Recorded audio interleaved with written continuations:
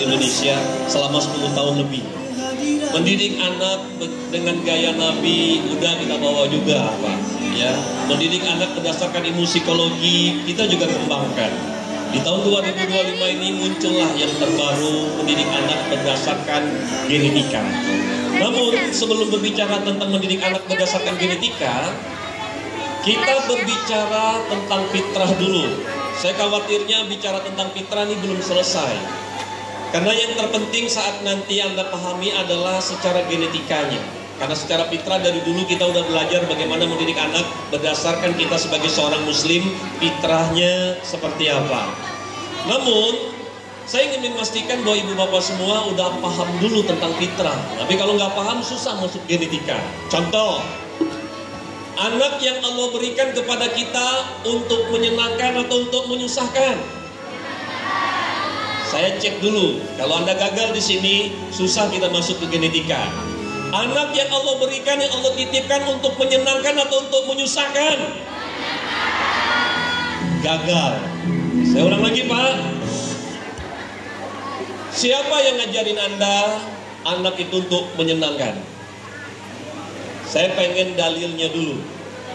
Kalau Anda dengarkan yang kurota ayun itulah Bu Pari. Nah, seperti yang guru kita sampaikan tadi, itu doa. Ya Allah, jadikanlah anakku sebagai penyenang hati. Itu keinginan kita. Tapi secara fitrahnya, maksudnya secara fitrah ini secara bawaan dasarnya dari Allah itu maksudnya anak itu sebagai apa? Itu yang saya ingin tahu. Kalau seandainya Anda berkata anak itu untuk menyenangkan, tapi faktanya ketika pulang ke rumah berantakan, anak melawan, marah Anda. Karena nggak sesuai dengan keinginan Anda. Dan saya memahami kalau seandainya apa yang kita lakukan dalam hidup ini nggak sesuai dengan Quran dan Sunnah, pasti aja masalah. Betul? Maka akhirnya saya ingin meluruskan dulu untuk perawang. Kalau di beberapa pulau sudah diluruskan ini. Saya ulangi lagi pertanyaan saya. Anak itu untuk menyenangkan atau untuk menyusahkan? Kalau Anda bilang untuk menyenangkan, siapa yang ngajarin? Coba. Apakah ada di antara Anda di sini pernah dengar Allah menyampaikan dalam Al-Quran, wahai hambaku, sesungguhnya anak yang kuberikan, yang kutitipkan untuk menyenangkan. Ada enggak? Ada enggak? Enggak ada. Baik, karena kita banyak ustadz, banyak guru, ya jangan lama-lama lah. Kita belajar langsung pada Nabi aja lah. Ustadz kita keren, ilmunya banyak. Tapi saya rasa semua ustadz gurunya satu, Pak, contoh teladan dia. Dialah Nabi besar kita, Nabi Muhammad. Pernahkah Anda mendengar Rasulullah menyampaikan, umatku, sesungguhnya anak yang kuberikan, yang kutitipkan untuk menyenangkan. Ada enggak? Ada enggak Rasulullah menyampaikan bahwa anak yang Allah titipkan kepada kita untuk menyenangkan? Ada enggak? Saya jadi bertanya-tanya.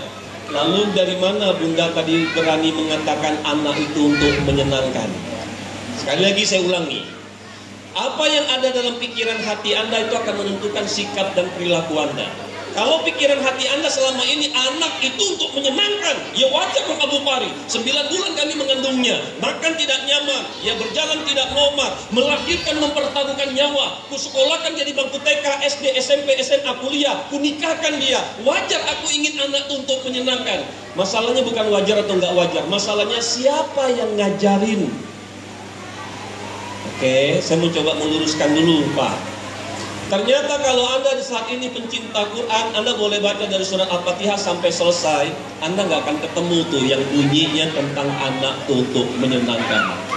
Yang ada, anak itu ujian, betul? Anak itu cobaan, betul? Di antara ada yang menjadi musuhmu, betul? 3 ini baru ada. Tapi tentang menyenangkan, saya belum pernah ketemu. Tapi bagaimana mungkin saya yakin Anda akan mau menerima pendapat saya tadi jikalau seandainya Anda sendiri belum pernah tamat baca seluruh terjemahan Al-Quran itu. Karena data yang kami temukan di Indonesia, 97% orang tua belum pernah sekalipun tamat membaca terjemahan Al-Quran. Mau bukti, Pak? Saya buktikan ya, tapi saya butuh Anda jujur dulu. Tolong jujur. Saya yakin Anda sudah pandai baca Quran. Anda juga sudah menghafal, mengaji juga sudah dari kecil. Tapi yang saya tanya ini tolong dijawab dengan jujur. Siapa di antara ibu bapak, walaupun usia Anda sudah 40, 50, 60, tapi faktanya selama hidup di dunia belum pernah sekalipun tamat membaca terjemahan bahasa Indonesia Al-Quran itu.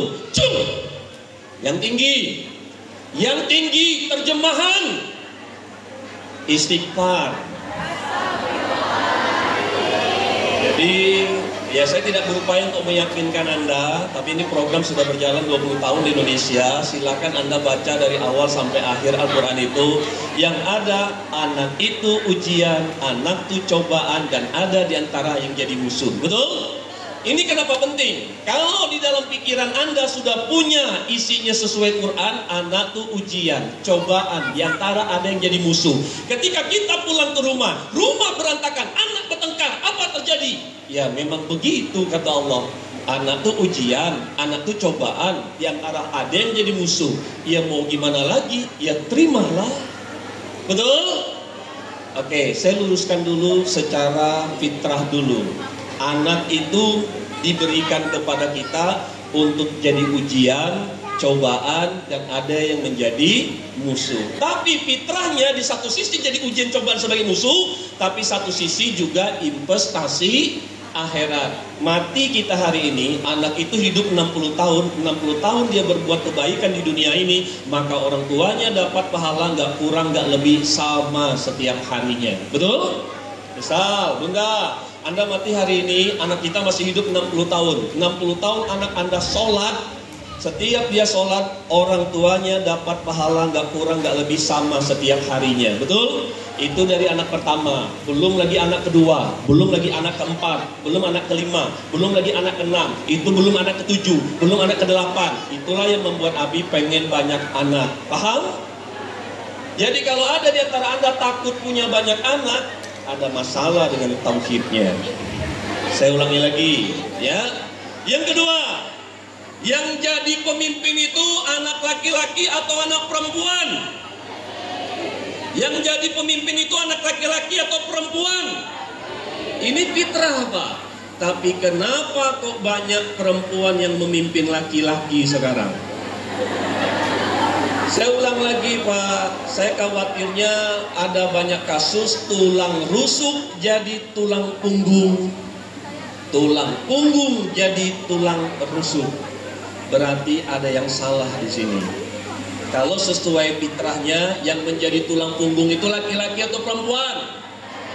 Laki-laki atau perempuan? Yang selanjutnya, secara fitrah, Bun, anak itu boleh dipukul nggak? Boleh nggak? Siapa yang bilang?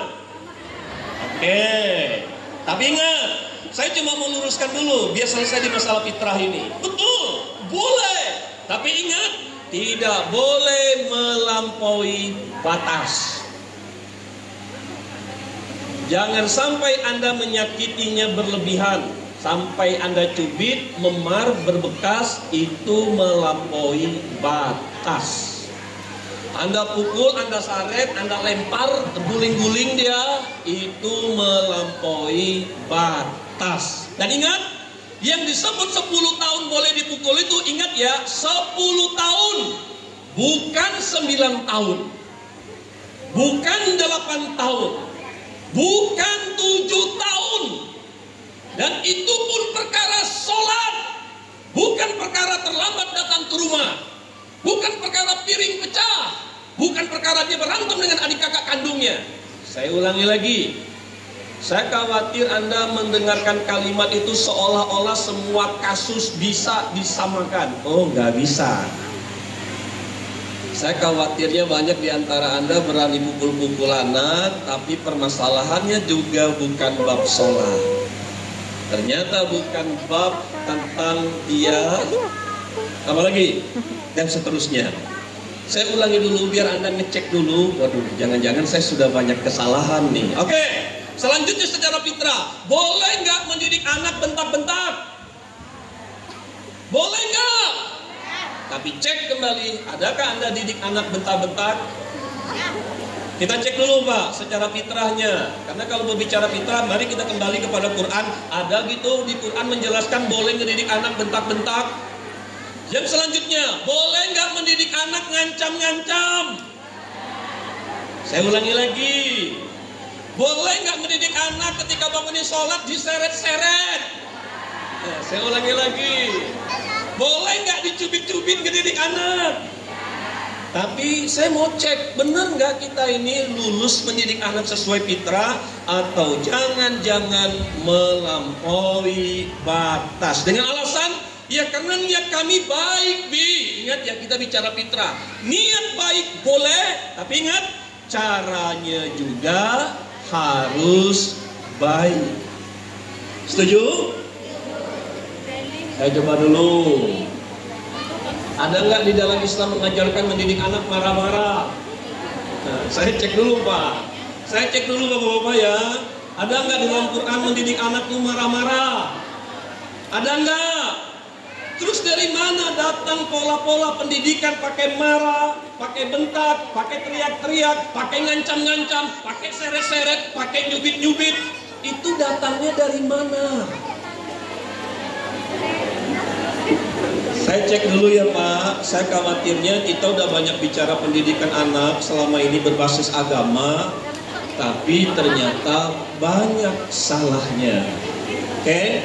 Saya penulis buku Hidup Tanpa Marah. Boleh buku Abi? Coba Pak ya. Jadi kalau seandainya ada seorang bapak ibu mendidik anak pakai marah, ternyata marah itu salah satu bentuk gangguan jiwa. Jadi kalau ada orang tua mendidik anak pasangannya marah-marah, berarti sedang mengalami gangguan jiwa. Termasuk untuk guru Pak. Jadi kalau ada guru mendidik anak-anak pakai marah-marah, berarti mengalami gangguan. Itu bukan kata Abi, penelitian membuktikan bahwa marah itu salah satu bentuk gangguan jiwa. Saya punya buku Hidup Tanpa Marah. Oke, lanjut Pak. Secara fitrah, ketika di masa depan yang menafkahi keluarga itu suami atau istri? Suami atau istri? Tapi kenapa banyak sekarang istri yang menafkahi keluarga? Bukan masalah istrinya yang menafkahi keluarga, karena dalam Islam itu bentuknya membantu suami. Tapi yang dapat saya laporan adalah banyak istri kurang ajar sekarang. Gara-gara penghasilannya lebih besar dari suami, dia berani ngelawan suaminya sekarang. Papa, ini rumah sertifikat atas nama mama ya. Kapanpun papa mama usir, bisa sekarang. Nah, saya mau cek kembali. Anda membantu suami, ya boleh-boleh aja. Hitungannya sedekah. Tapi kalau gara-gara Anda punya penghasilan, Anda lebih merasa pantas untuk merendahkan suami, ini masalah. Setuju? Oke, wanita itu menjadi madrasah. Sekali lagi, betul. Wanita itu menjadi madrasah, betul. Bagaimana dengan wanita karir? Siapa di sini yang sedang berkarir? Boleh nggak wanita berkarir? Tapi ingat, jangan sampai Anda gara-gara berkarir berani melawan suami. Setuju? Ya karir boleh-boleh aja, gitu ya. Tapi nggak boleh ngelawan suami. Setuju nggak? Ya. Dan ternyata Pak, bagi suami segini tuh uang cukup, tapi bagi istri nggak cukup. Saya ulang lagi, betul, suami itu punya tanggung jawab menafkahi keluarga, tapi ingat ya, sesuai kemampuan. Betul? Kalau dia nggak mampu, ya Anda sebagai seorang istri yang terima. Setuju? Oke, saya coba luruskan dulu secara fitrahnya dulu agar tidak jadi masalah. Cek dulu bapak-bapak. Pak, katanya marah itu boleh asalkan pada tempatnya. Ada yang setuju? Siapa di sini yang setuju marah itu boleh asalkan pada tempatnya? Cung. Nah, kalau ada yang setuju, ini tanda-tanda mengalami gangguan jiwa. Ya, Gini aja Pak, daripada kita beda pendapat, ya tanya aja Al-Quran. Memang ada gitu, wahai hambaku, sesungguhnya marah itu boleh, asalkan pada tempatnya. Ada nggak? Atau Anda pernah nggak dengar Rasulullah, Umar, Ali, sesungguhnya marah itu boleh, asalkan pada tempatnya. Ada nggak? Lalu siapa yang ngajarin Anda marah itu boleh, asalkan pada tempatnya? Saya ulangi lagi, katanya sabar itu ada batasnya. Ada yang setuju? Saya hitung lagi ya. Karena anak itu yang sering mancing emosi, betul Pak? Istri itu yang sering mancing emosi, betul? Atau suami yang paling sering mancing emosi? Akhirnya ada orang punya pendapat, sabar itu ada batasnya. Kalau ada orang yang memiliki keyakinan seperti ini, berarti mengalami gangguan. Beda pendapat lagi kita, ya coba aja tanya Al-Quran. Memang ada Al-Quran menyampaikan, wahai hambaku, sesungguhnya sabar itu ada batasnya. Ada nggak? Ada nggak Rasulullah menyampaikan sesungguhnya? Oh sekali begitu aku masih bisa diam ya Pak. 2 kali Papa begitu lama masih diam. 3 kali Pak. Gini, metode pendidikan itu banyak. Anda sering di rumah, nak bangun nak, belum juga bangun. Nak bangun nak, belum juga bangun. Nak bangun nak. Saya ingin coba ngecek aja, khawatirnya banyak rumah orang tua mengalami gangguan jiwa. Kalau Anda memang senang Quran dan Sunnah, mari kita mainkan Quran dan Sunnah tentang masalah sabar ini. Ternyata dalam Al-Quran itu dijelaskan bahwa sesungguhnya sabar itu adalah kewajiban bagimu. Tidak ada bunyinya boleh, asalkan pada tempatnya atau ada batasnya. Tak ada. Sekarang saya coba ambil kesimpulan dulu. Saya anggap ustazah semua di sini, dan di sini Pak Ustadz, ya. Tapi betul ndak Ustaz? Nah saya banyak ketemu ada Ustadz marah-marah. Saya bingung. Ustadz tuh tentu kajinya tinggi. Namanya orang kaji tinggi itu makin lapang hati. Tak mungkin dikit-dikit tersinggung, dikit-dikit tersinggung, merajung. Saya cuma mengingatkan aja, karena kami banyak menemukan orang ngaku paham ilmu agama, rupanya cuma ngerasa. Nah sekarang kalau betul Anda di ibu pengajian, betul Anda di paham agama, saya tantang Anda. Saya ingin tantang Anda. Jikalau betul Anda ini kajinya tinggi, Anda ini punya makom tinggi, Anda ini punya karomah, ya sudah, saya tantang betul. Siapa mulai hari ini tidak akan pernah marah lagi? Cung! Kenapa tak mau? Katanya ustaz, katanya paham ilmu agama. Gini ya Pak, berbicara tentang fitrah ini, ya kita memang ingin mendidiknya. Memang Allah tuh suruh kita ngapain sih tentang pendidikan anak ini? Memang banyak yang kita rasakan, kita takut nanti dia tuh bisa jadi anak yang betul. Sekali lagi, saya ini pembina banyak para dai yang hijrah Bun.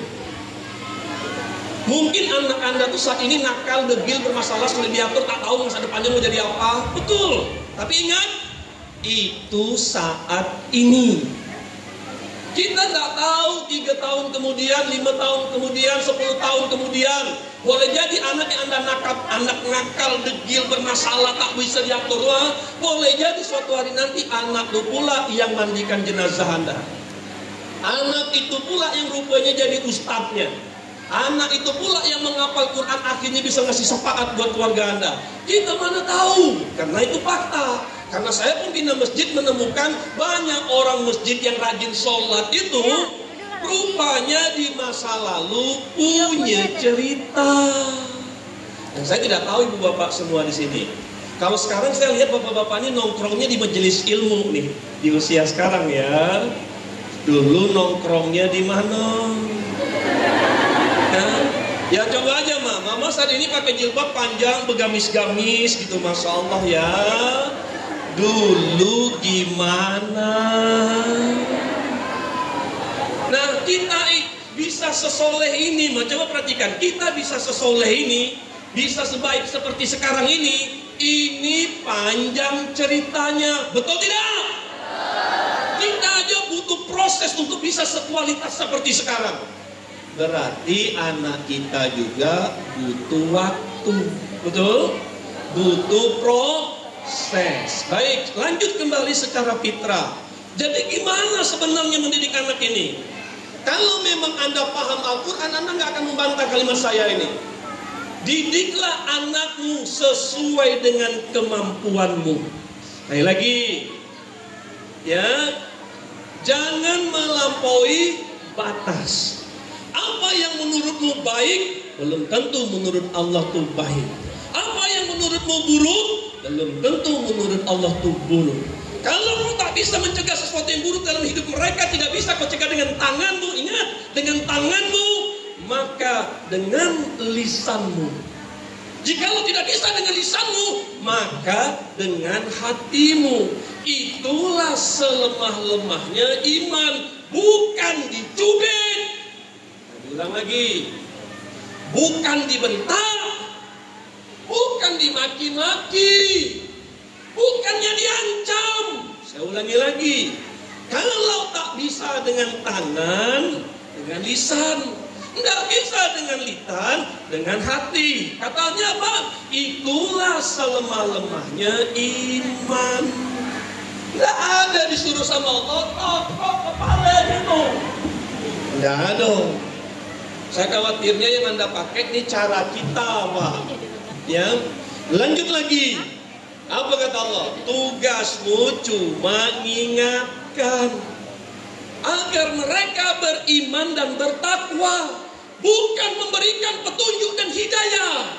Mau kita ini ustazah ataupun guru, kalau memang Allah tidak bukakan hatinya, tidak akan terbuka.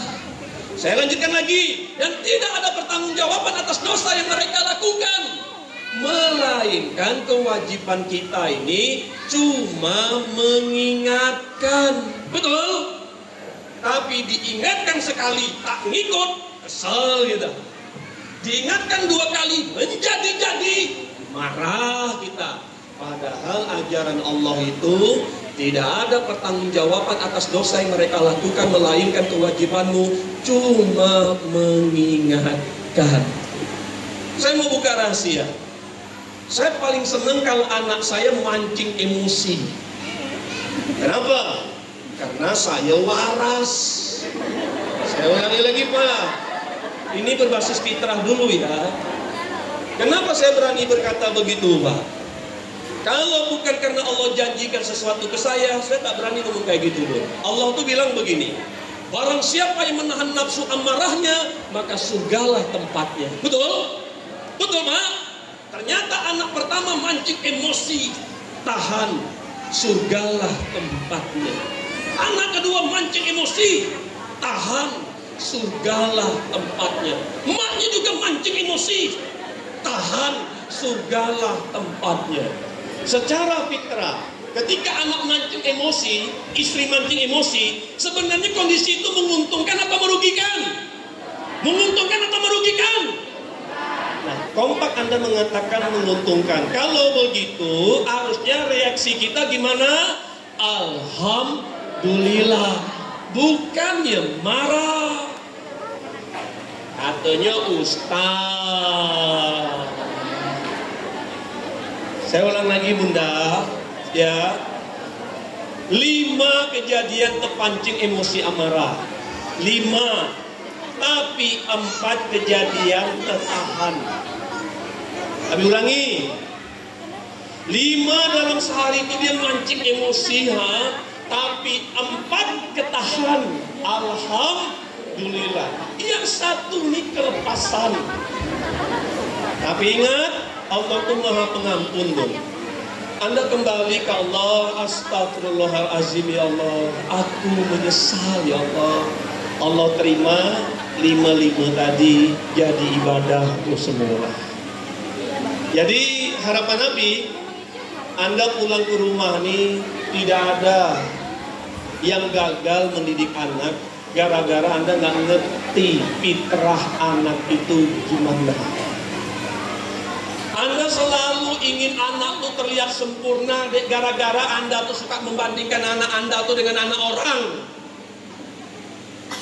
Sementara kalau ini itu terjadi, berarti Anda tak bersyukur dengan apa yang Allah kasih. Memang kenapa kalau Anda ini ustazah, anak Anda tuh nakal? Memang kenapa? Ya malu aja gitu, masa aku ini ustazah, ibunya ini guru nih.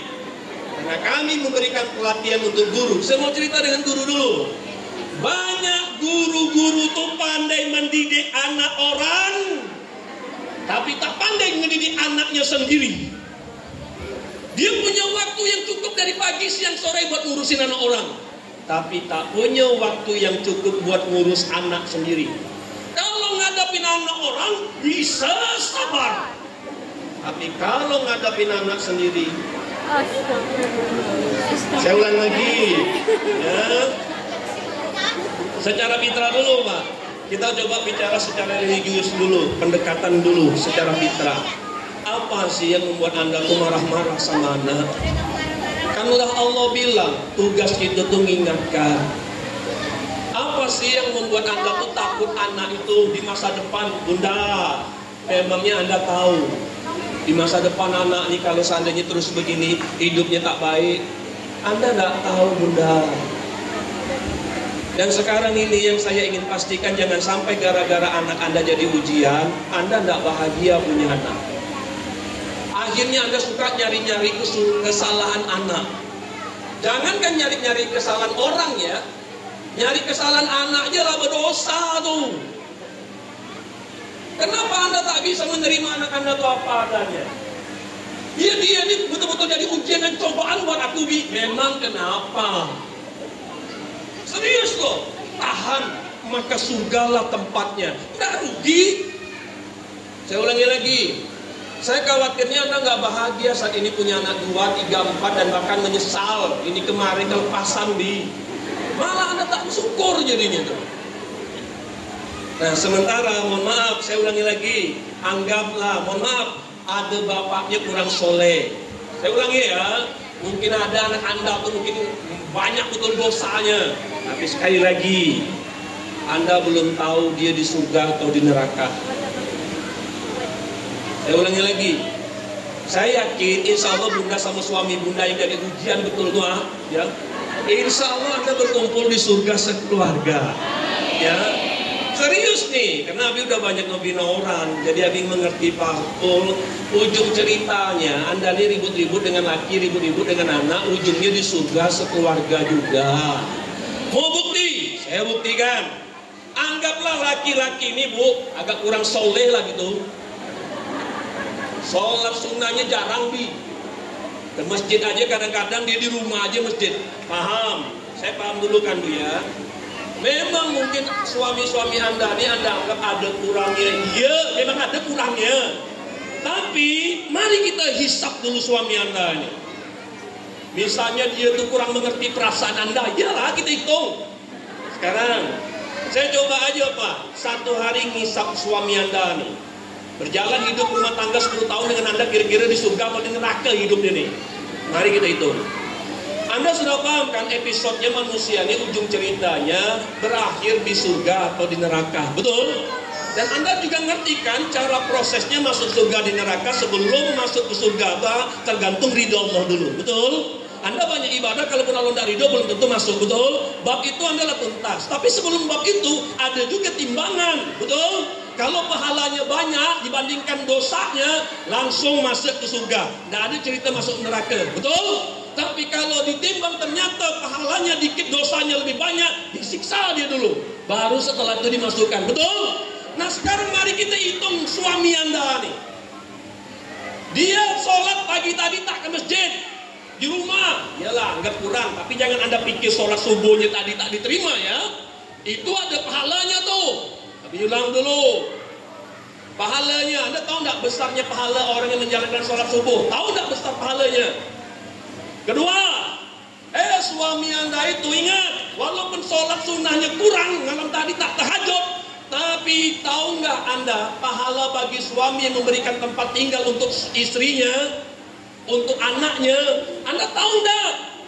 Pahala seorang laki-laki memberikan tempat tinggal untuk istrinya, untuk anaknya dari awal dia hidup tua sampai sekarang, itu suami dapat pahalanya tak kurang tak lebih sama ya. Oh, belum lagi suami Anda tuh memang agak kurang ngerti perasaan Anda, tapi dia tuh nafkahin keluarga. Anda tahu nggak besarnya pahala keluarga? Orang yang menafkahi keluarga, rupanya bukan istrinya aja yang dikasih makan. Anda tahu nggak besarnya pahala laki-laki yang dikasih makan? Anak pertamanya juga dikasih makan, anak keduanya juga dikasih makan, anak ketiganya kurang juga kasih dia makan. Anda tahu nggak besar pahalanya? Sholat duha tak ada dikerjakan, oke, hisap aja lah. Tapi ternyata dia pergi keluar bekerja untuk mencari rezeki, menafkahi keluarga. Anda tahu nggak pahala orang yang menyebut rezeki, menafkahi keluarga? Diulangi lagi, suami Anda ini begini-begini, dia pergi keluar, dia silaturahim, senyum sama orang. Anda tahu nggak besarnya pahala senyum sama orang? Dia ketemu sama orang, perbaiki silaturahim. Anda tahu nggak besarnya pahala memperbaiki silaturahim? Dan mohon maaf, sekali lagi, rupanya suami Anda tuh kadang-kadang dia marah, hitung je dosanya.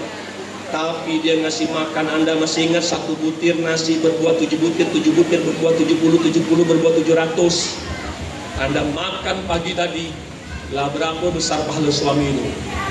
Pulang nanti siang anak-anak dari sekolah, dia makan tuh nasi bapaknya, itulah berapa besar pahalanya itu. Oh, belum tuntas ya. Suami Anda tuh juga mengasih pakaian buat Anda menutup aurat Anda. Anda tahu nggak pahalanya orang yang besar menutup aurat tuh? Tahu nggak Anda? Ternyata dia gunakan juga hartanya untuk menyekolahkan anaknya. Dari pagi dia pergi ke sekolah, pulang sore itu sepatu bapaknya ya. Bapaknya ngasih sepatu itu untuk menuntut ilmu, itu bapaknya dapat pahalanya tak kurang tak lebih sama setiap harinya. Belum selesai. Rupanya bapaknya ngasih sikat gigi. Anda sikat gigi dari uang gaji Anda kan? Itu ada pahalanya tuh. Selimut yang Anda pakai malam tadi itu ada hisap pahalanya tuh. Betul? Sekarang Pak, secara logika, antum dalam sehari antum hidup lebih banyak pahala atau dosa?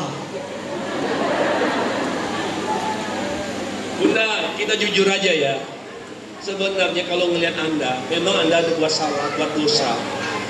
Tapi pahala yang Anda lakukan itu lebih banyak. Anda harus melihat itu.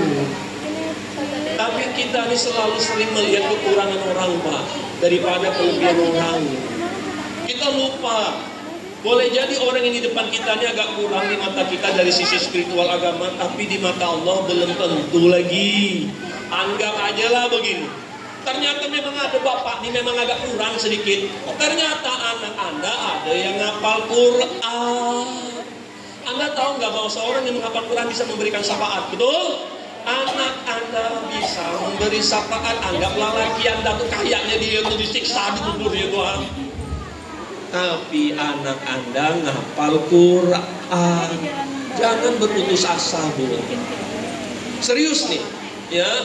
Anggaplah orang tua Anda tuh dulu mungkin ada yang kurang bagus sholatnya, tapi Anda lihat anak Anda. Sekarang dia belajar ilmu agama. Anda lihat diri Anda sholat 5 waktu. Anda pikir orang tua yang dikubur itu tiap hari tidak dapat gitu tambahan pahala? Oke, 50 tahun yang lalu, 20 tahun yang lalu, 10 tahun lalu yang meninggal dunia. Ingat ya, selesai di situ dosanya. Tapi pahalanya sampai saat ini ngalir terus kan? Jadi saya yakin ya, insya Allah semua berkumpul di surga sekeluarga. Amin. Kalaupun ada anak suami kita belum soleh, belum. Aduh ulangi, belum. Tapi yang berbahaya itu adalah melawan ke suami, itu dosanya besar. Tidak mengerti, memahami perasaan istri, besar dosanya. Jadi minimal Ibunda dan ayanda dulu paham dulu. Kalau kita bicara tentang rumah tangga, dibalikin ke fitrah, saya tidak khawatir Pak. Saya tidak khawatir. Hanya kalau Anda nggak ngerti fitrah, anggaplah istri kita, suami kita bikin dosa, Bu. Nah, dia bikin dosa, tapi datang dia ke Allah. Kalau memang Allah ngampunkan dia, Anda mau apa? Serius loh. Anda lah sakit hati dengan kekurangan dia tuh, ha? Tapi Allah lah ngampunkan dia. Betul.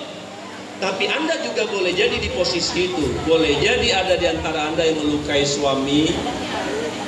Tapi Pak, subuh tadi Anda mendoakan istri Anda nggak tadi? Anda tahu nggak? Salah satu doa yang dimustajab itu dia tidak tahu sedang didoakan. Itulah yang dilakukan suami subuh tadi. Subuh kemarin, 1 minggu subuh kemarin tuh masih kan mendoakan Anda tuh. Cuma ya itu agak kesel aja aku buat dia. Paham, kesel-kesel boleh. Tapi tetap tahan, surgalah tempatnya. Nah, yuk selesaikan dulu masalah fitrah, nanti baru ke genetika. Secara genetika, secara fitrah, siapa mulai hari ini tidak akan marah lagi? Cung! Ayo loh, saya mau lihat dulu. Loh, kenapa Anda tidak berani terima tantangan saya? Anda mau marah-marah lagi? Coba. Mau ngedidik istri, anak pakai marah-marah. Capek Pak, serius, capek. Kenapa Anda tidak mengambil sikap sesuai dengan Allah perintahkan aja? Apa yang Allah perintahkan? Maafkanlah mereka, betul? Berikanlah mereka maaf, betul? Bersabarlah terhadap mereka, betul? Nah, Allah itu tuh udah ngajarin gimana menjalani kehidupan menghadapi ujian cobaan dari pasangan dan anak-anak kita. Hanya saya khawatirnya tadi Anda nggak pernah selesai ngobrol dengan Allah itu. Jadi Anda nggak yakin dengan apa yang ambil sikap ini itu benar atau enggak. Dan yang kedua, siapa mulai hari ini tidak akan sakit hati lagi? Cung! Ayo dong. Yuk. Pengennya suami itu ngerti, rupanya tak ngerti-ngerti, sedih, kecewa, atau sakit hati. Ya, saya paham ujian ini semua ngerasain. Hanya memang, ayolah, sekarang bagaimana kita nih bahagia punya anak. Contoh, balik nanti, rupanya ujianlah menanti Anda. Serius, anak mancing emosi. Nah, saya kasih Anda tawaran dulu.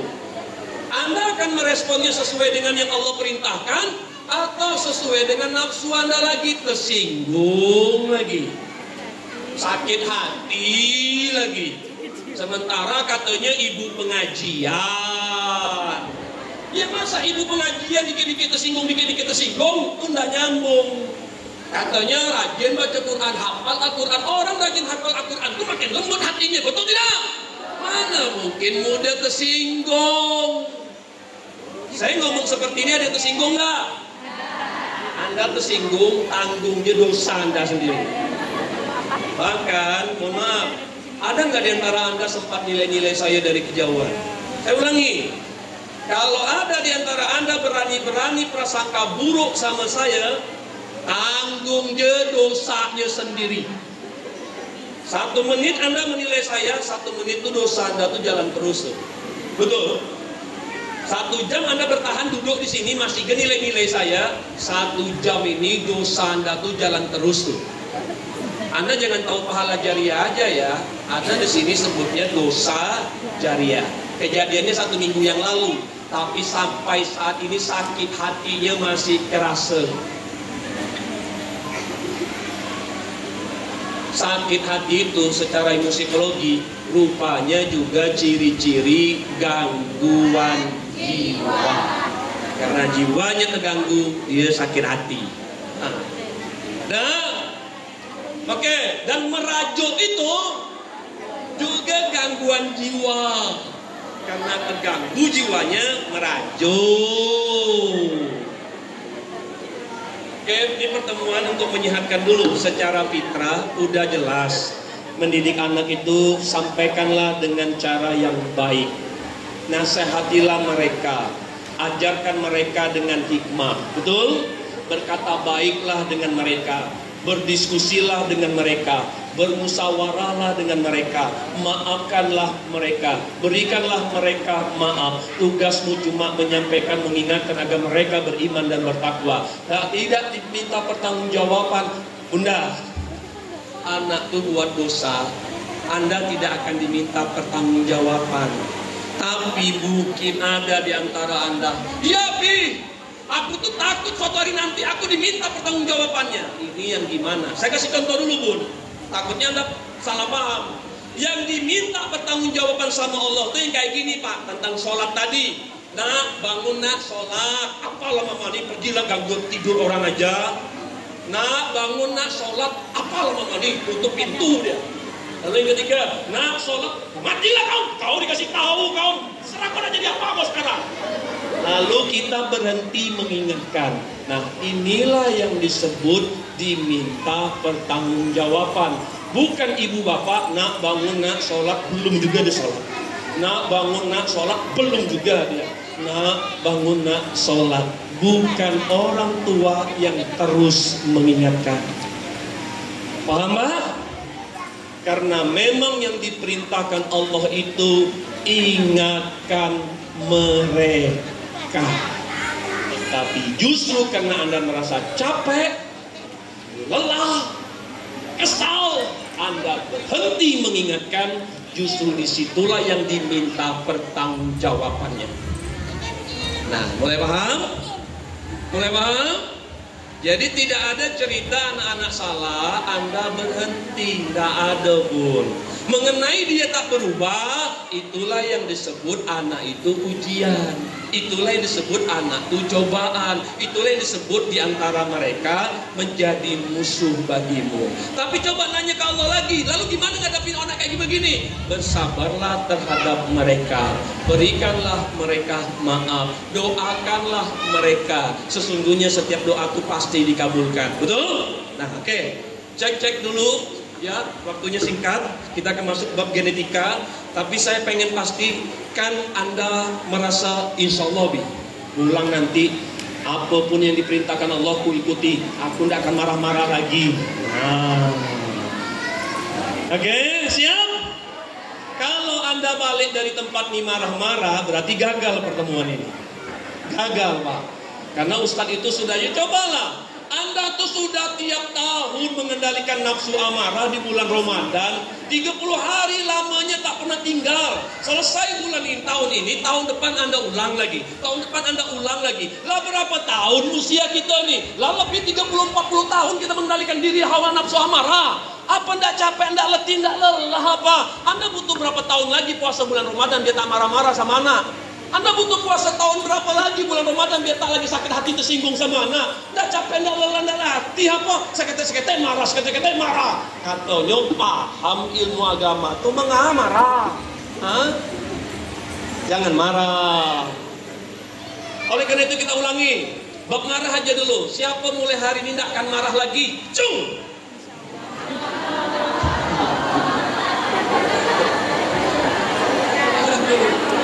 Masya Allah.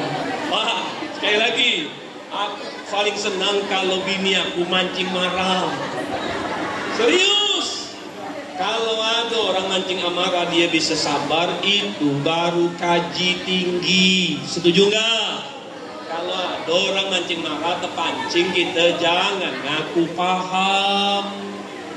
La takdob walakal. Bab marah inilah tuntas. Sekarang bukan genetikanya marah. Coba aja lah. Mau nanya ke Nabi tentang bab marah ini ada kok ilmunya. Ya Rasulullah, apakah amalan yang paling utama? Jangan marah. Ya Rasulullah, apakah amalan utama? Jangan marah. Ya Rasulullah, apakah amalan utama? Jangan marah. Orang hebat, orang kuat itu bukan orang yang menang dalam bergulat, tapi orang yang mampu menahan nafsu amarahnya. Betul? Jadi jika betul Anda hebat, jangan marah. Kalau betul Anda di ustazah, jangan marah. Katanya Bu Aji kesinggungan. Mana mungkin? Ya orang Haji itu menangis-nangis di depan Ka'bah tuh. Tak mungkin balik dari tanah suci tersinggung juga lagi. Saya ulangi lagi, Pak ya. clear dulu ya. Coba saya tanya ke bapak-bapak dulu. Perkara agama dalam mendidik anak, ini Anda masih ada yang bingung enggak? Coba tes dulu ya. Coba silakan, Anda mau bertanya. Ayo, tentang anak. Ayo, ada enggak? Ibu-ibu siapkan pertanyaan. Biar Anda yakin, aku kalau begini, Bi, insya Allah enggak akan marah lagi aku, Bi. Nah, biar Anda yakin nih, bahwa pendidikan agama Islam ini secara fitrah tentang anak ini memang sudah Anda punya semua. Ayo, coba. Ada nggak di antara Anda yang ingin bertanya-tanya tentang masalah anak ini? Coba. Nah, silakan Pak. Silakan. Boleh Pak?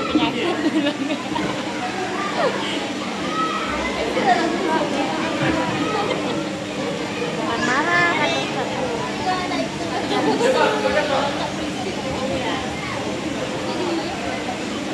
Assalamualaikum warahmatullahi wabarakatuh.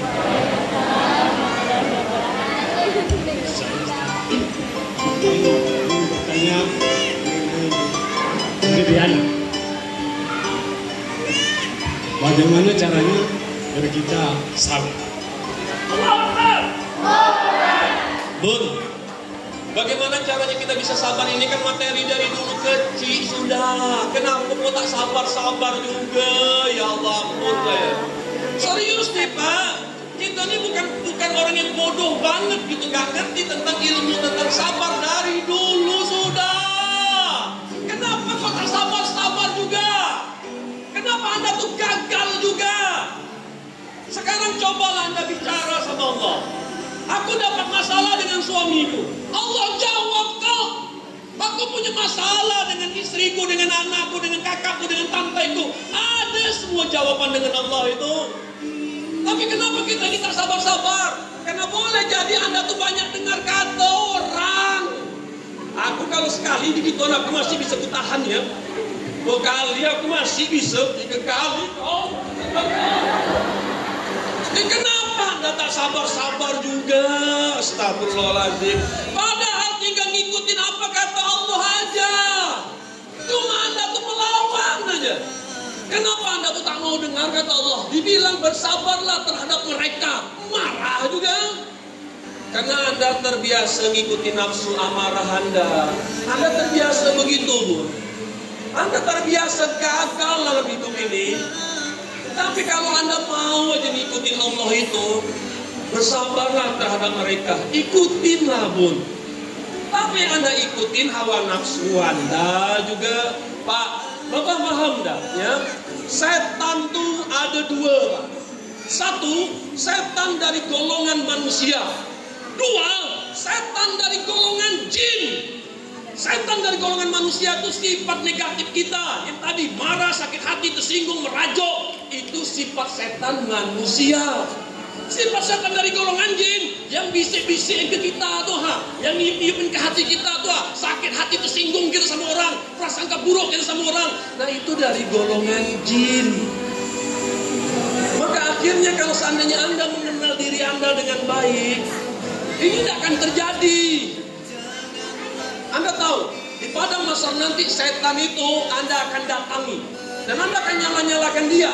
Tapi apa kata setan itu? Enak aja kau nyala-nyalakan aku ya. Aku tak pernah maksa kalian untuk mengikuti hasutanku. Kau sendiri yang mengambil keputusan. Aku cuma membisikkan aja. Tapi yang mengambil keputusan kan kau. Mau kau ambil mau tidak, aku tak pernah maksa. Kau aja yang terbiasa ngikutin nafsumu. Saya ulangi lagi. Menyalakan setan aja kita malah dipermalukan nantinya. Apalagi Anda nak nyala-nyalakan anakku mancing emosi nih, suamiku mancing emosi nih. Memang Anda saja yang dipancing emosi, semua orang juga. Tapi mereka banyak juga yang lulus kan? Kenapa Anda kok tak lulus-lulus? Coba aja nih, ya. Kalau seandainya memang Anda, Pak, saya tantang Pak, mulai hari ini tak ada marah, cung. Tuh. Siapapun yang menahan nafsu amarahnya, surgalah tempatnya. Apalagi kurang jelas kalimat itu. Nah sekarang tapi nih, Pak, sekali lagi, Anda menahan karena Anda melawan terus. Sementara tadi saya bilang, saya mah senang. Anda kenapa kok tak senang? Karena Anda tertipu terus, Pak. Kalau saya cari ini, siapa? Anda mau ngomongin saya senang. Karena siapapun yang menzolimin orang lain, maka ibadah yang dia lakukan diberikan kepada orang yang dizolimi. Betul tidak? Tapi kenapa Anda dizolimin orang tersinggung? Memang tidak ada ajaran Allah terhadap orang-orang yang menzolimi orang lain. Bersabarlah terhadap mereka, itu kan dari Allah tuh. Maafkanlah mereka. Kalau memang Anda mau kaji tingginya, tunjukkanlah. Betul tidak Anda untuk kajinya tinggi? Betul tidak Anda tuh paham agama? Ya kalau Anda paham agama, kenapa Anda masih ngotorin pikiran dan hati juga? Kan Allah bilang tidak boleh. Janganlah kau kotori pikiran dan hatimu. Itu karena dilarang sama Allah. Coba sebutkan satu orang yang Anda saat ini tak suka dengan orang ini. Kalau nengok mukanya naik darah Anda dibuatnya. Kalau dengar suaranya itu makin sakit hati Anda. Nah kalau Anda biarkan itu terus ada di diri Anda yang menganiaya diri Anda sendiri. Sekali lagi, marah berhari-hari itu kan Anda sendiri yang nyiksa diri. Sebuktinya, faktanya, orang lain bisa maafkan dia, kenapa kau tak bisa? Orang lain bisa aja lupa, kenapa kau masih ingat-ingat? Nah ini faktanya, ya. Jadi ayahanda semua, nanti balik pun Anda akan diuji lagi, Pak. Sekarang mau milih kepancing lagi atau kutahan? Aku ini orangnya tidak bisa kutahan ya, Bi. Nanti kalau kutahan mati tegak aku dibuatnya nanti. Sekali lagi, mati pun Anda menahan amarah itu kena serangan jantung, sahid fisabilillah. Apa ruginya? Coba. Apa ruginya Anda menahan amarah sampai Anda mati? Anda menahan amarah Anda sampai Anda mati, sahid fisabilillah. Sudah dijawab dah. Apa ruginya? Cuma Anda tuh banyak dengan apa kata orang tua, tengok mati tegak mak bapaknya tuh gara-gara kelakuan anaknya. Memang kenapa? Kenapa?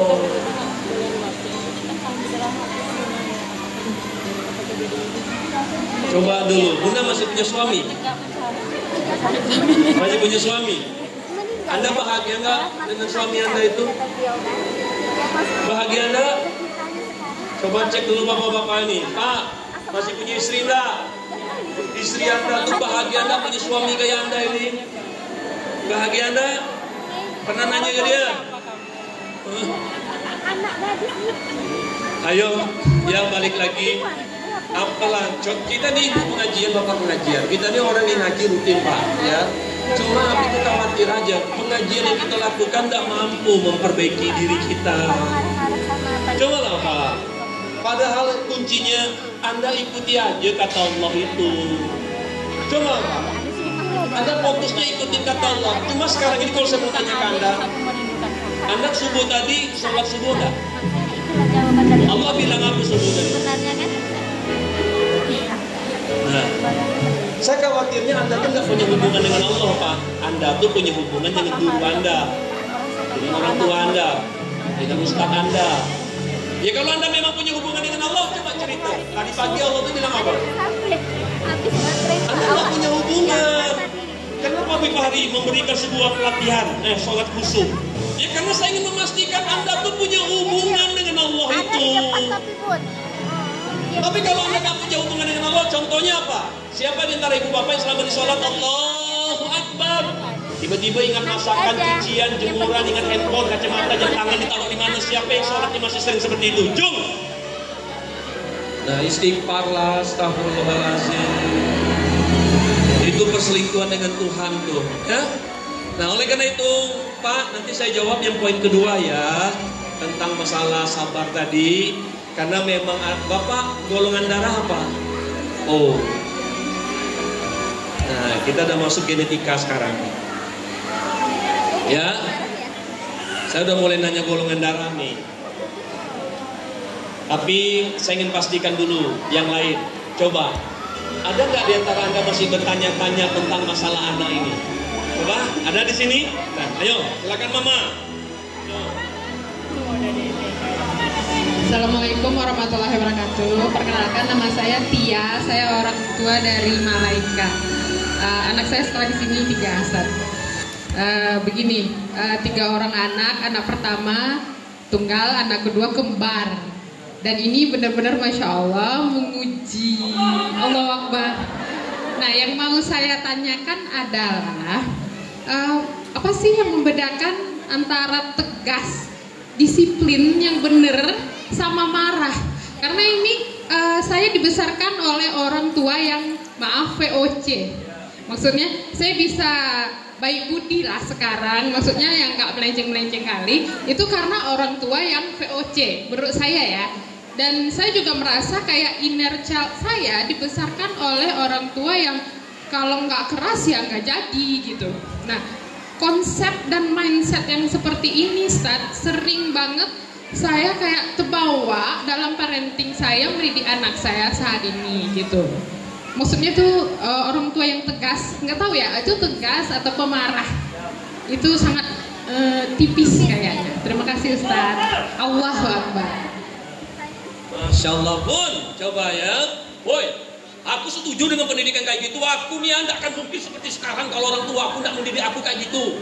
Oh, memang mungkin kalau Anda cocok digituin. Tapi ingat faktanya, banyak juga kasus anak bunuh diri gaya-gaya seperti itu. Diulangi ya. Memang ada yang berhasil dididik kayak gitu, memang. Tapi ingat, jangan Anda lupakan bahwa memang ada juga yang bunuh diri. Betul? Nah, ini nanti terjawab di bab genetika, Bun. Mari kita bahas nanti ya. Tapi tentang bab marah dengan tegas itu beda, Pak. Karena saya ngajarkan bagaimana bunuh orang tanpa marah. Ada loh. Rasulullah itu berperang di medan perang, banyak yang tewas tuh, betul nggak? Dia nusuk, dia belah, dia menikam, dia membunuh. Tapi ini tak main. Tapi ulangi lagi, perang Islam itu bukan aksi balas dendam, Pak, bukan aksi pembantaian. Anda harus ingat ini ya faktanya. Anda masih ingat kejadian ketika sahabat Rasulullah bernama Ali berperang di medan perang, diangkatnya pedang yang besar, dikejarnya musuhnya, dia tepas, terpental musuhnya, diangkat tembaknya yang bedah besar itu, dia akan tebas batang leher musuhnya. Tapi apa yang terjadi? Tiba-tiba musuhnya malah meludak. Cuy, hei Ali, bunuh saja aku. Tapi apa yang terjadi? Ada yang tahu? Akan dia tebas batang leher musuhnya. Tapi ketika itu yang terjadi justru diangkatnya pedangnya yang besar itu ke atas tinggi-tinggi. Lanjutnya, dia lemparkan pedangnya jauh-jauh. Lalu dia berkata, aku tidak akan pernah membunuhmu dengan hawa nafsuku. Paham? Lalu bagaimana dengan tegas? Bun, ada orang Minang di sini tidak?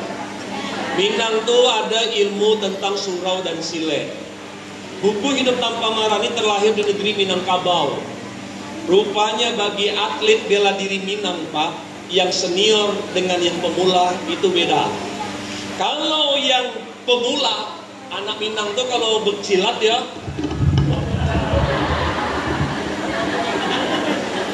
begitu ya. Tapi faktanya bagi yang senior,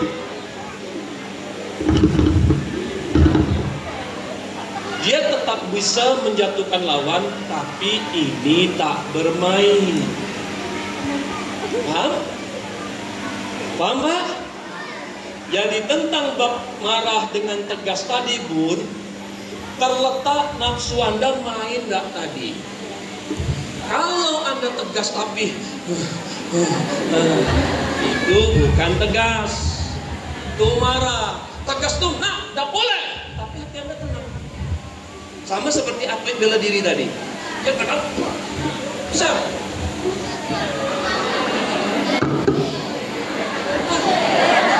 Bahkan bisa ketawa dia.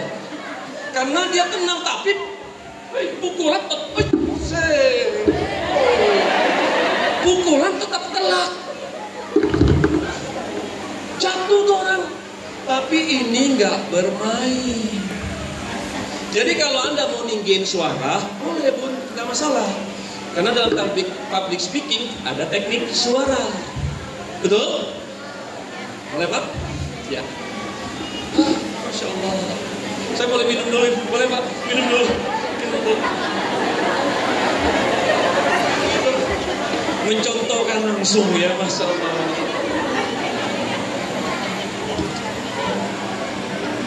Yuk, sekarang genetika. Saya mulai dari golongan darah dulu. Kuciptakan manusia dari segumpal darah, segumpal daging menjadi sesuatu bentuk yang lain. Betul? Kuciptakan laki-laki, perempuan, bersuku-suku, berbangsa-bangsa. Tiada lain untuk saling kenal mengenal, bukan untuk bermusuhan. Yang darah A, coba siapa yang punya golongan darah A? Yang darah B, oke. Yang darah AB, oke. Yang tak tahu golongan darahnya, aduh, Pak, materinya banyak, tapi saya mau bincang dulu tentang golongan darah. Boleh saya lepas dulu ya? Panas, Masya Allah. Ayanda, ibunda, perhatikan.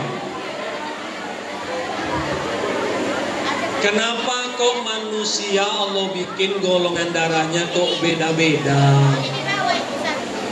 Kenapa kok ada yang A, ada yang B, ada yang AB, ada yang O? Kenapa tak disamakan aja? Kenapa ada golongan darah yang satu disuntikkan yang satu, kalau tak sama tak bisa? Tapi kenapa pula ada satu golongan darah disuntikkan kemana aja bisa? Kenapa anaknya A, bapaknya B, kok anak malah jadi AB? Saya ulang lagi misteri ini. Kita nih dibuat sama Allah memang beda. Kalau ditanya ke Allah, kenapa kami dibikin beda-beda? Agar menjadi ujian bagi yang lain. Sekarang Nabi mau cerita dulu tentang orang golongan darah O.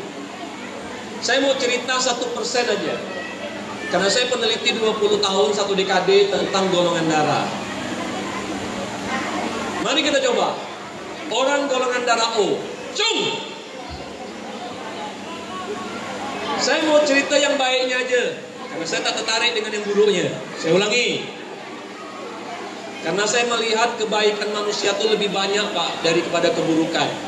Hanya sifat manusia ini kalau dia dapat buruknya tuh lupa dengan yang baik-baiknya. Itulah yang membuat akhirnya kita sering ribut, Pak. Nah, ternyata golongan darah O dikenal aslinya orang yang lemah lembut aslinya. Orangnya penyayang, penuh cinta orangnya. Ciri khasnya orang darah O ini dia empatian, simpati dengan orang, peduli dengan orang. Orang darah O ini pengen punya banyak teman, pengen banyak sahabat. Gak suka dibentak-bentak, diteriak-teriak, diancam-ancaman. Orang darah O itu pengennya hubungan tuh harmonis, akrab, rukun. Karena orang darah O itu aslinya dikenal orang yang baik hati. Itulah aslinya. Tapi apa yang terjadi kalau orang O kena trauma? Akulah baik sama orang, tapi aku diperlakukan kayak begini. Saya ulangi lagi, Pak, ujian aslinya, Pak. Aku nih, yakin percaya sama orang, tapi ternyata aku dikhianati, Saya ulang lagi, Pak. Orang darah O ini adalah orang yang peka dengan perasaan, inginnya dimengerti, dipahami. Nggak suka diatur-atur, diotoriterkan, nggak nyaman dia orang darah O. Dia pengen orang darah O ini, ya kita tuh bersama, ukhuwah, kumpul, saling bantu, saling sayang gitu. Itu ciri golongan darah O. Betul tidak? Saya ulangi lagi ya. Anda yang penasaran, enggak, aku enggak kayak gitu. Saya ulangi. Saya khawatir darah Anda bukan O. Gini, memang kasus ada beberapa yang dalam cek golongan darah ada yang salah. Ya, saya ulangi lagi. Bagaimana dengan orang darah A dan Nih, coba. Mana orang darah A? Ya, mana darah A? Darah A ini Pak dikenal orang-orang yang pintar. Orangnya realistis, rasional. Orangnya ini masuk akal. Gak suka dengan orang yang banyak ngomong tapi buktinya tak ada. Orang darah A ini orang yang sangat teliti, analis orangnya. Orang yang darah A ini dikenal orang akademis. Jadi kalau jadi orang tua sangat memperhatikan pendidikan prestasi. Itu orang darah A. Dan biasanya cenderung jadi pemimpin. Dia ingin menggerakkan, dia ingin mengarahkan orang. Itu orang darah A. Orang darah B, cung. Orang B dikenal orang yang cerdas, yang pandai dia berbicara dengan orang. Orang darah B ini nggak suka sesuatu yang monoton, dia orangnya kreatif. Orang darah B ini orang yang suka dengan namanya sesuatu yang berbeda-beda. Dan dia adalah orang yang punya banyak ide, konsep, rencana, plan. Dan kalau dia belajar, dia ngambil dari ustadz ini, guru ini, guru ini, guru ini, lalu dia rangkum, dia jadikan sesuatu yang beda banget loh, aku itu dengan yang lain. Karena orang darah B punya jiwa orangnya idealis, perfeksionis, gak suka dengan yang biasa-biasa aja, atau yang ecek-ecek, apalagi dengan yang kelihatan on tuh aku udah suka. Karena orang darah B ini orang yang intelektual. Setuju? Ya. Lalu bagaimana dengan orang darah AB? Cung. Kan orang darah AB. Orang darah AB ini dikenal orang yang pekerja keras, cocok jadi pengusaha. Orangnya nggak bisa diam, ada aja yang dikerjainnya.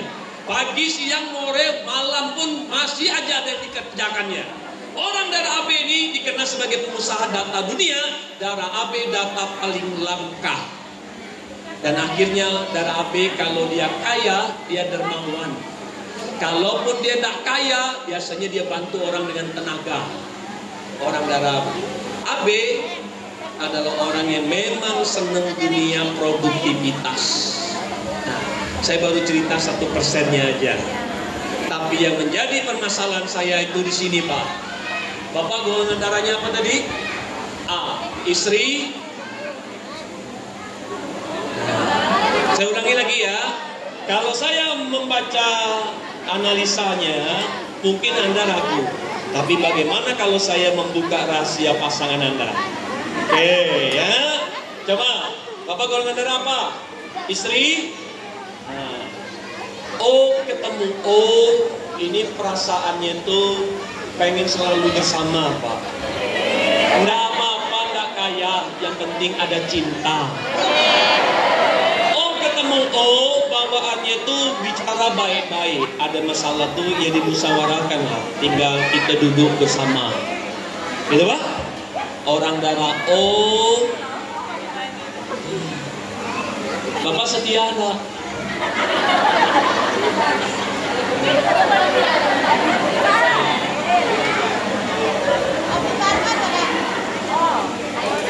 Perhatikan lagi Bunda, kalau O ketemu O, saya cek lagi Anda. Takutnya Anda udah nggak jadi aslinya. Saya khawatir O ketemu O banyak trauma. Perhatikan ya, kalau misalnya O ketemu dengan O banyak trauma, dia jadi orang yang nggak mudah percaya sama orang. Diulangi. Orang O ketemu O, dia akan, kalau energinya negatif, dia cuma mau bersama dengan orang yang bikin dia nyaman. Kalau nggak nyaman, dia nggak mau dan lagi. Benar ya? O ketemu O, ya tadi berupaya untuk saling mengerti, memahami. Nah, maka ketika O ketemu O, harapan Nabi, Pak, kayaknya Bapak nggak akan kaya, Pak. O dengan O biasanya hidupnya kona'an. Ya, apa yang ada ya alhamdulillah. Gak terlalu dikejar-kejar gitu tuh, Pak. Karena orang darah O itu yang penting cinta, nyaman aku, gitu tuh, Pak. Makanya saya tanya tadi, Bapak setia enggak? Ayo, cek lagi, Ayanda. Apa golongan darah? Kok mungkin? Curiga aku, nggak mau aku. Bahaya. Coba. Oh, 5 menit lagi tes ya. Siapa lagi? Bunda, golongan darah apa? AB. Suami? Oh. Istri AB, suami O. Maka dalam rumah tangga ini yang lebih aktif bergerak itu ibunya nih. Saya cek dulu. Kalau orang darah O, dia tergantung mood Bunda. Kalau dia nyaman, dia bagus. Kalau orang darah AB, nyaman tak nyaman gerak aja. Penting melakukan aja dulu. Ya, jangan terlalu banyak teori, banyak apa, kerjakan aja dulu. Kalau nggak kerja ya nggak selesai juga masalah. Karena orang darah AB itu aktif Bun, aktif. Tapi orang darah O kalau nggak nyaman, susah geraknya.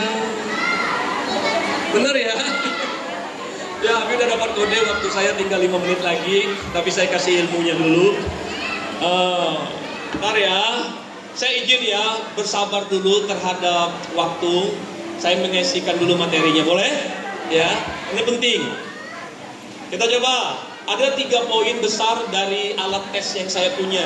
Jadi ketika mau menyatukan orang, saya tidak lagi bisa hanya dengan pendekatan agama, Pak. Harus sudah berbasis genetika sekarang, nyatuin orang. Kalau ada ustadz tak suka dengan ustadz, ustazah tak suka dengan ustazah, ini ada yang salah nih. Gak mungkin orang paham agama tuh punya rasa tak suka sama orang. Itu gak nyambung, betul? Karena muslim itu bersaudara, bukan untuk saling benci-membenci kita ini. Jadi kalau ada orang yang ngaku-ngaku paham agama tapi tak suka dengan orang yang paham agama yang lain, cuma beda kelompok, golongan, ada yang salah dengan orang ini.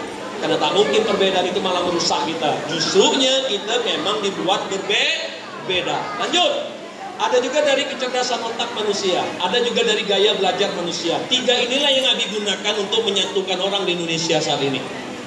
Karena saya tidak bisa lagi menggunakan pendekatan agama kalau saya tidak tahu apa yang tersembunyi. Darah itu salah satu yang tersembunyi, Pak.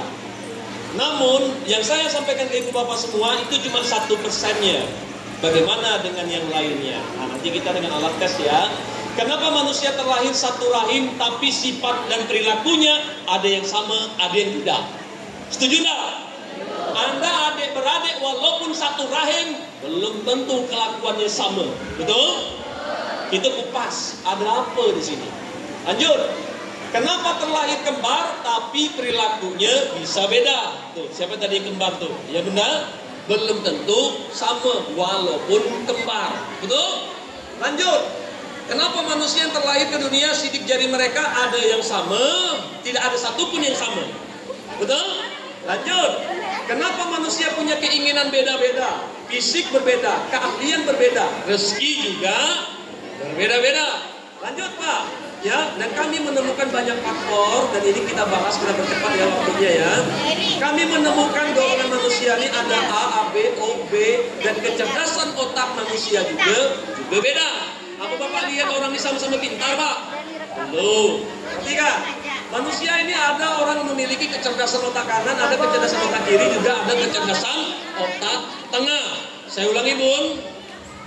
Udah jelas kita nih beda.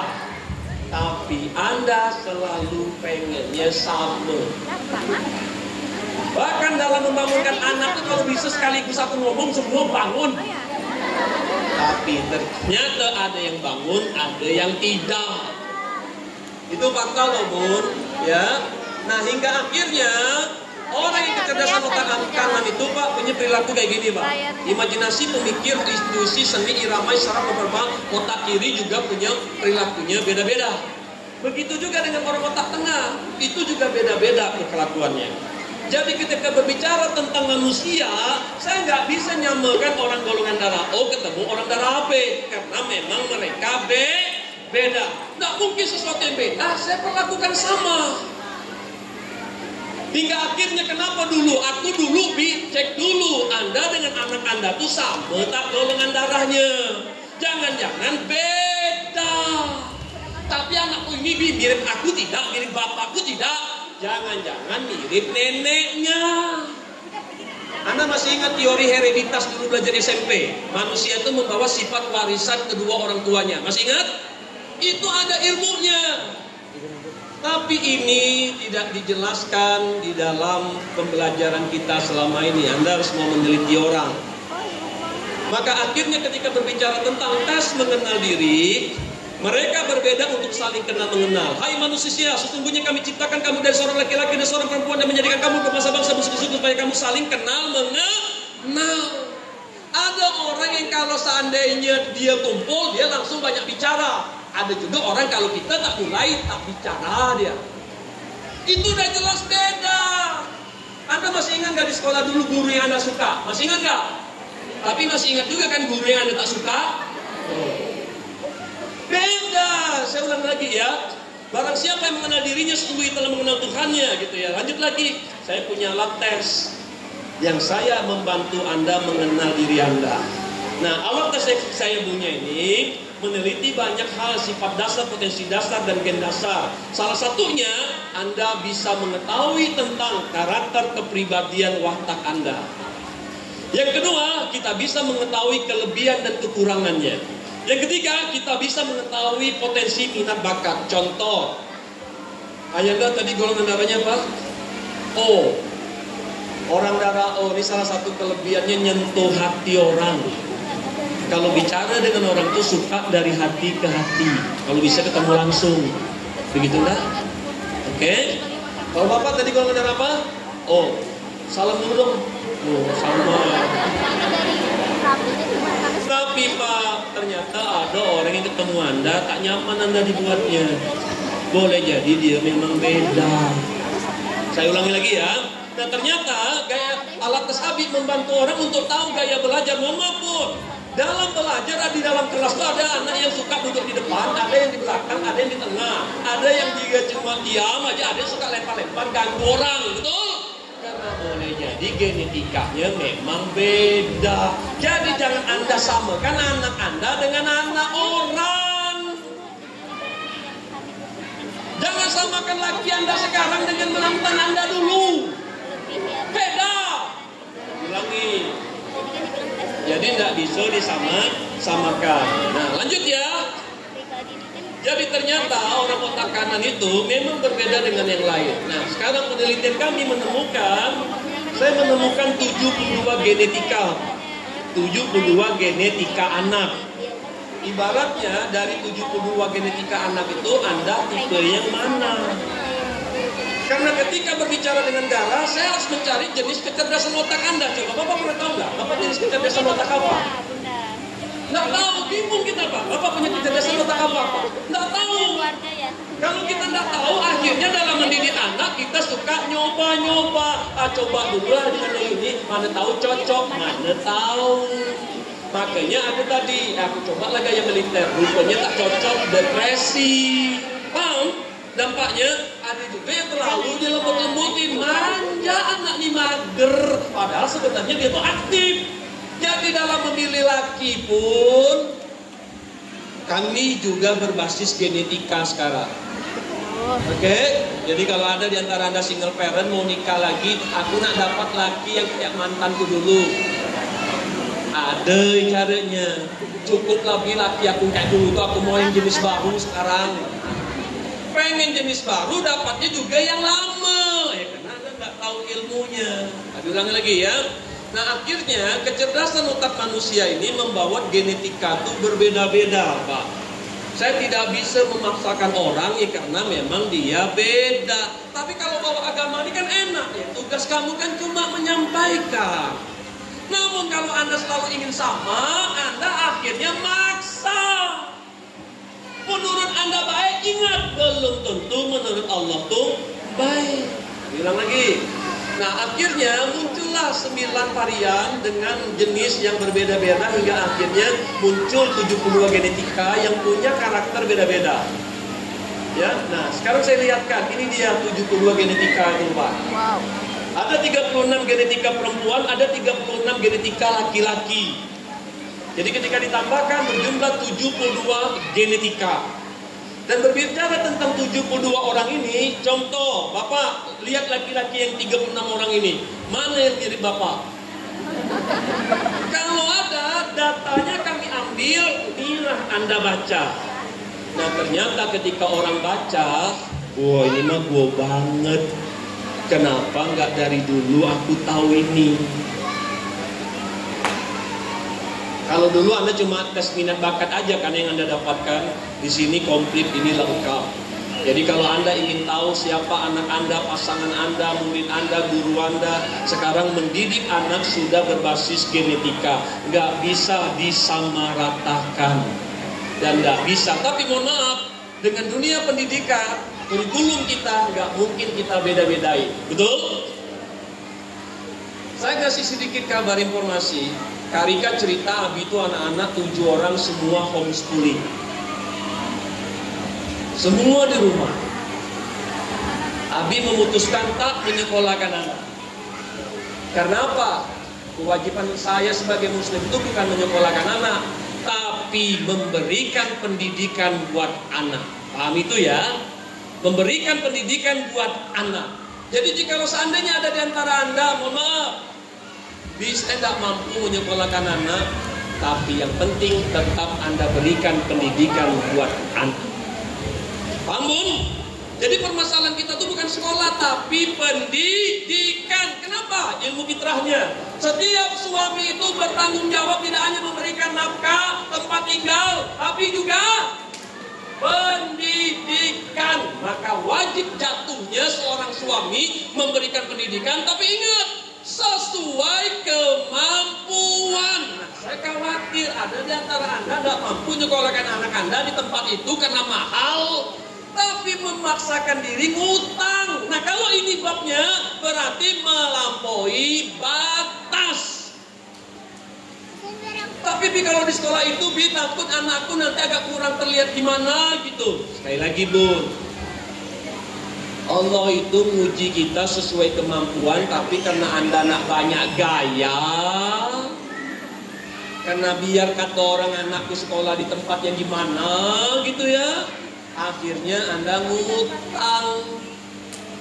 Ada yang punya utang di sini? Yuk, siapa yang punya utang? Ayo. Alhamdulillah saya suka dengan orang-orang yang jujur berutang, karena yang berbahaya itu justru orang ditanya utang, dia ada utang tapi diam aja. Nah ini bahaya nih orang ini tuh ya. Tapi doakan ada yang punya utang, mudah-mudahan ada jalan rezekinya, tata duga-duga lunas utangnya ya, amin. Nah ibunda dan ayahanda semua, akhirnya 72 genetika ini punya rumus dia. Minimal Anda ketemu Abi dapat dulu dasarnya ya, mudah-mudahan nanti kita ketemu lagi. Karena Abi punya program rutin pembinaan online secara nasional. Nah ini jenis-jenis kecerdasan genetika tadi Pak. Nah, ya lanjut, saya lewatkan waktunya ya, bismillah ya. Nah alat tesnya saya bikin buram, karena alat tes ini itu rahasia Pak. Mau bisa gini, Bapak tes dengan saya lihat hasilnya, lah kebuka semua Pak kelemahan Bapak. Maka saya bisa menaklukkan Bapak ini, karena saya melihat kelemahan-kelemahan yang dia punya. Kalau saya niatnya negatif, tapi kalau seorang guru niatnya positif, ya aku banyak melihat potensi anak ini. Maka anak ini sebenarnya tak lemah, anak ini luar biasa nih. Maka yang dikembangkan ininya, jangan kasih ini, karena ini di luar kemampuan dia. Maka itu membuat kita mendidik anak tidak ada yang coba-coba. Paham Bun? Jadi kita menggunakan ini untuk bagaimana mengembangkan orang, bagaimana orang mengerti dalam cara mengambil keputusan, mereka memilih apa yang mereka lakukan. Nah, contohnya kayak gini, ya. Nah, dan kami membuat alat tes ini tujuannya untuk apa? Agar fitrah yang Anda pelajari selama ini, mohon maaf Bunda, anak ini secara fitrahnya memang beda-beda. Tadi laki-laki dengan perempuan. Mendidik anak laki-laki dan perempuan dalam Islam sama atau beda? Jadi tidak bisa disamakan. Sudah jelas tuh, sudah jelas beda. Ya, anak yang tinggal di kota dengan di desa sama atau beda? Sudah jelas beda. Anak yang punya trauma dengan anak yang hidup normal-normal aja sama atau beda? Sudah jelas beda. Jadi ternyata mau nikah dengan istri yang punya trauma dengan yang tidak punya trauma jelas beda. Anda bahagia nggak dengan istri Anda? Ada istri Anda di sini? Mana istri Anda? Coba. Gitu ya. Coba boleh saya tanya dulu.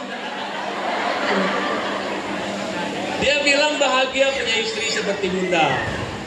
Tapi Bunda bahagia enggak punya laki kayak dia. Anda golongan darah apa? B, suami A.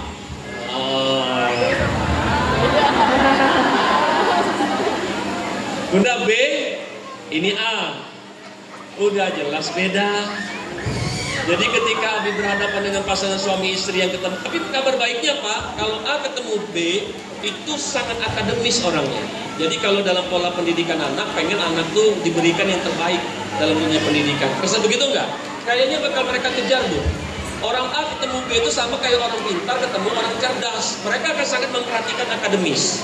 Jadi kalau seandainya bertemu dengan Bunda, saya nggak akan mungkin berbicara yang seolah-olah malah tidak mensupport Anda. Saya jadi ngerti ngomong mereka berdua ini. Kalau ngomong dengan mereka berdua ini, ajak mereka berbicara keilmuan. Ajak mereka berbicara tentang keintelektualan. Ajak mereka berbicara tentang masa depan. Ajak mereka berbicara tentang progres pendidikan. Ajak mereka berbicara tentang rencana-rencana plan yang lebih realistis, rasional, masuk akal. Betul Pak? Karena memang A ketemu B itu orang yang otaknya bagian kanan atas, kiri atas. Ini memang orang intelektual. Maka kalau seandainya berbicara fakta hidup, tak semua orang sangat menginginkan anaknya semua juara. Tapi orang A, B itu keinginan besar anak berprestasi, punya nilai gitu Pak. Rasanya gitu ya. Tapi ada anak yang penting dia mandiri, yang penting dia nggak nyusahin orang, yang penting dia, nah ada yang memang begitu. Makanya saya tidak bisa menyamakan cara berpikir guru yang satu dengan guru yang satu, orang tua yang satu dengan guru yang satu, karena memang beda. Gini Bun ya, Anda anggaplah berbeda. Setiap saya ketemu Anda, saya nggak bisa ngerti Anda gitu. Maka Anda dengan saya akan bermasalah. Kenapa? Habib Farid nggak ngerti saya, betul? Tapi kalau ternyata saya berhadapan dengan siapapun Anda, saya bisa ngadapin Anda sesuai dengan genetika Anda. Nah itulah yang membuat akhirnya saya nggak akan konflik dengan orang, karena saya tahu sedang berhadapan dengan siapa. Contoh, orang darah O. Kalau hubungan dengan darah O, saya nggak akan pernah mau ngomong dengan nada-nada tinggi, Bun. Nggak akan mau saya. Saya kalau dengan ngomongan darah O, Bun, saya nggak suka, nggak akan mungkin saya nyianatin dia. Kalau saya udah ngomong tuh, saya akan tunjukkan. Kalau dengan orang darah O, Bun, saya nggak akan bikin dia diotoriterkan, Bun. Enggak. Tapi orang darah O, saya akan ajak dia untuk berbicara akrab, dekat, bersahabat, hangat, gitu tuh ya. Karena orang darah O memang menginginkan hubungan yang baik, ya. Tapi orang darah A menginginkan realistis, rasional, masuk akal. Ulangi, orang darah A memang begitu, ya. Nah, oleh karena itu, dalam mendidik anak tanpa marah, saya tulis nih beberapa buku e-book cara cerdas mendidik anak tanpa marah dan seterusnya ya. Dan kami membuat beberapa alat tes MD membuka seluruh isi tentang anak ini dan seterusnya ya. Lanjut. Nah, Bunda, jadi ketika berbicara tentang alat tes MD ini, banyak anak-anak menggunakannya untuk mengetahui minat, bakat, potensi, jurusan, karakter, kepribadian, gaya kepemimpinan, bahasa cinta, dan yang lainnya, semata-mata agar mereka menjalani hidup tidak lagi coba-coba. Namun, nah sekarang untuk anak pertama, Anda tahu nggak potensinya di mana? Tahu. Anak kedua, kira-kira bakatnya kemana? Enggak tahu. Yang ketiga, di mana? Anda nggak tahu. Nah kalau Anda nggak tahu, yang terjadi kita bingung. Akhirnya mencoba membuat sesuatu yang menurut kita baik, tapi belum tentu menurut anak dia nyaman. Nah kalau misalnya anak dengan orang tua nggak nyaman, yang terjadi apa? Berontak, Anda terpancing dan menganggap dia nggak mau diatur. Betul? Kalau Anda punya pikiran Anda nggak mau diatur, bawaannya apa? Anda kesel, Anda marah. Oke, ibu bapak semua. Yuk sekarang, ada lagi pertanyaan? Cara cerdas mendidik anak sesuai fitrah dengan etika. Secara fitrah, pastikan didik anak sesuai Al-Quran dan Sunnah. Sudah? Ingat secara kapas, secara menyeluruh. Secara apa Pak? Secara kapas, secara menyeluruh. Coba dicek. Boleh nggak prasangka buruk sama anak? Udah. Siap, Bun? Boleh nggak kita sakit hati sama anak? Dicek dulu ya. Boleh nggak kita sedih sama anak? Diulang dulu. Boleh nggak sedih? Jangan sama anak lah. Sebagai muslim kita tuh boleh sedih nggak sih? Siapa yang bilang? Kalau misalnya Anda bilang seperti ini, Pak, ya rasional lebih, kita ini kan manusiawi, betul? Secara manusiawi memang kita punya sedih, Pak.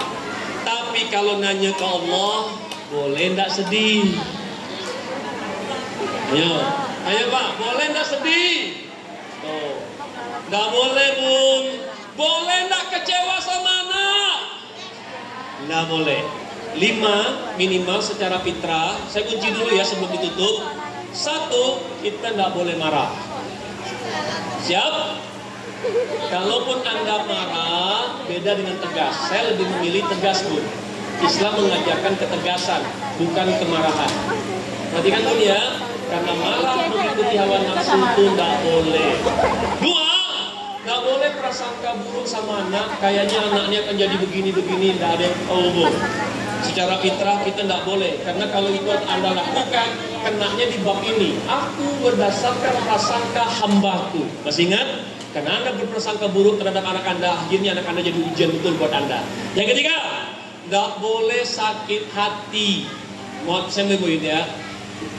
Anda sakit hati dengan anak Anda.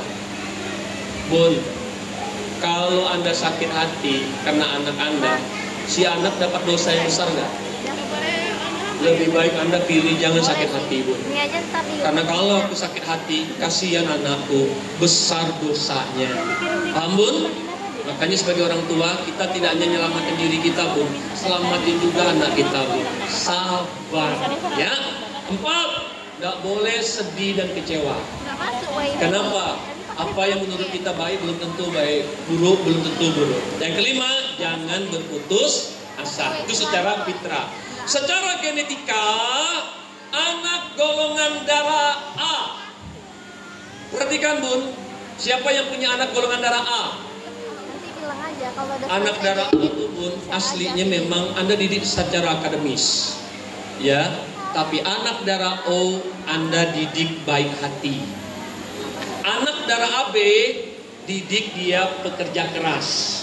Anak darah B didik dia kreatif. Tapi ada yang kelima, anak multi talent. Nah, anak multi talent ini jumlahnya 1/100. Makanya kalau kita lihat ada seseorang yang beda banget gitu ya dengan yang lain, entahkah guru kita Pak, memang ada dia. Genetika yang memang jumlahnya 1/100. Itu fakta kenapa pemimpin itu tak banyak, Pak. Nah, sekarang Anda tipenya yang mana? Dari 7, coba lihat 72 genetika tadi. Coba lihat, ya, 72 genetika. Anda tuh masuknya yang mana? Coba ya, lihat. 72 genetika. Kita coba memberikan kesempatan Bapak dengan pasangan saya ini cocok nggak? Coba. Ada yang mau bertanya tentang pasangannya? Bapak tadi golongan darah apa? Dengan istri golongan darah apa? Coba Abi pengen pastikan. Jangan sampai wanita itu kan tulang rusuk ya. Kalau laki-laki tulang punggung. Nah, coba Bunda golongan darah apa? Tadi, nah ini. Oh, suami. Oh, ada Bos. Bos habis itu dulu ya, Bos. B ketemu O. Abi ulangi ya, ini mewakili semua. B ketemu O. Kalau istri B ya, suami B ketemu istri O, ini biasanya pasangan yang lemah lembut gitu, Bun. Pasangan yang kayaknya hidupnya adem-adem aja, baik-baik aja. Primernya itu suasana tuh ya suasana yang nggak terlalu gimana gitu. Yang penting mah sama-sama di rumah, nggak terlalu ambisi-ambisi gimana. Itu B ketemu O. Nah, saya coba cek yang lain. Ayo, siapa yang mau tahu? Ibu,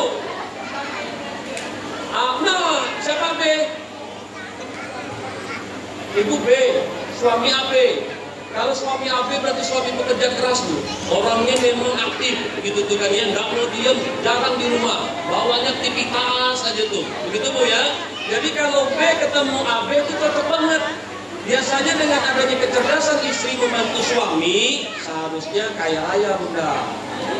Ya, lanjut, yuk, sama siapa lagi? Yuk, silakan bertanya dulu. AB dengan A, Bunda AB. AB ketemu A berarti punya suami yang intelektual Bu. Pinter sebenarnya suami ini. Dia kritis orangnya tuh, analis, orangnya tuh rasional. Nah kalau AB ketemu A berarti ini peran istri membantu suami. Masa gitu nggak? Aku tuh kerasa banget bagi suami itu aku bantu dia, papa tuh apa sih Pak? Papamu. Nah itu malu-malu sendiri ya. Karena memang wanita AB ketemu A itu mendukung Bunda. Jadi memang ada formulanya. Yang ini mah dengan ini mah cocok. Yang ini mah dengan ini mah lawannya banget nih. Nah, saya cuma ingin membantu Anda. Suami Anda ini benar pasangan yang, tapi sekali lagi ya, walaupun nanti lawannya, saya masih punya solusi untuk membuat ini benar gitu ya. Bukan berarti akan menjadi ujian betul banget seumur hidup untuk Anda, enggak. Jadi Anda nggak perlu takut. Kalaupun beda, solusinya ada. Jangan sampai Anda berpikir, ya Pak, kayak Bapak itu salah apa? Bukan begitu. Setiap orang yang sudah menikah itu udah takdir Allah, betul?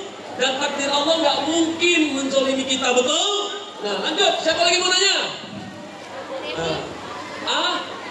A sama A. Ini A sama A ini orang pintar ketemu orang pintar. Jadi kalau berbicara memang perlu pakai ilmu.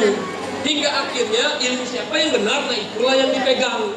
Karena A sama A orangnya realistis, rasional. Maka tidak aneh orang sama A itu biasanya bermainnya menurut aku mah, menurut aku mah. Pandangan-pandangan. Lanjut, siapa lagi? Cek, ayo. A dengan nah. Ya. Ada suaminya? Mana suaminya? Oh, jangan di mana gitu ya. A ketemu O. Masya Allah. Siapa lagi di sini A sama O? Abi ingatkan ya. Intinya A dengan O ini boleh jadi kadang-kadang sering ketemu kayaknya nggak cocok. Karena yang satu main pikiran logika, yang satu main perasaan. Saya ulangin pun. Jadi A dengan ketemu O ini tuh kenapa dalam ilmu Al-Quran dan Sunnah kita tuh nggak boleh berdasarkan pikiran kita aja. Yang satu nggak boleh berdasarkan perasaan, gitu ya. Tapi solusinya ada. Nasihat saya untuk orang A ketemu O, pastikan Anda menjalani hidup memang memegang Quran dan Sunnah. Jangan terlalu dipegang apa kata pasangan Anda. Karena A dengan O itu butuh kebenaran. Maka kalau ternyata kata Al-Quran dan Sunnah begini, nah itu aja yang kita anggap benar. Hingga akhirnya kita nggak khawatir lagi. Kebenaran itu Pak bukan menurut Papa, bukan menurut Mama, tapi apa yang Allah sampaikan. Ini solusi bagi A ketemu O. Nah namun menariknya, A ketemu O, biasanya dunianya dunia leadership, dunia kepemimpinan. Kalau ingin mendidik anak, pengen jadi anak tuh. Nah itu loh Bun, karena orang A ketemu O, ini orang yang punya powerful. Kalau dalam dunia SDM disebut super leader, super manager. Jadi kalau Bunda mau melahirkan anak sebagai pemimpin, mantap nih, saya dukung. Dia dapat gaya kepemimpinan ibunya, dia dapat juga gaya kepemimpinan ayahnya. Nah ini bagus. Allahu Akbar. Ayo cek lagi, ya, cek lagi ya, Habib bantu ke belakang. Ayo, Bunda. B ketemu O. Nah B ketemu O ini Abi ceritakan yang aslinya ya. Kalau ada perubahan masih bisa diperbaiki. B ketemu Bunda B. Nah kalau B ketemu O itu, maka Bunda ini tipe istri yang kalau ngomong ke suami itu benar-benar dijaga untuk perasaannya. Gitu loh maksudnya, gitu loh Bun. Dan kalau orang B ketemu O, ya kerasa sih Bunda mah ngedukung suami, sok atau papa gitu ya, papa mah bisa jadi lebih baik gitu. Coba apa, suka ngasih ide-ide, konsep, kayaknya lebih bagus gitu ya. Nah itu B ketemu O. Lanjut, ayo, Bunda apa? AB? Oh AB ketemu AB, wah ini orang kaya raya nih. AB ketemu AB ini nggak aneh kalau mereka aktif dua-duanya Bun. Mereka senang jalan-jalan, senang kulineran, senang makan gitu tuh ya. Tapi ketemu Abi mah kalau mereka sukses kaya, dermawan tuh. Insya Allah. Ya, Allah Akbar. Ya, siapa lagi? Siapa lagi? Ketemu tadi Nabi jelaskan sama-sama orang pintar bunda. Jadi kalau ngomong suami mah pakai ilmu. Dia pakai ilmu, bunda pakai ilmu. Kalau nggak pakai ilmu, dia nggak akan percaya.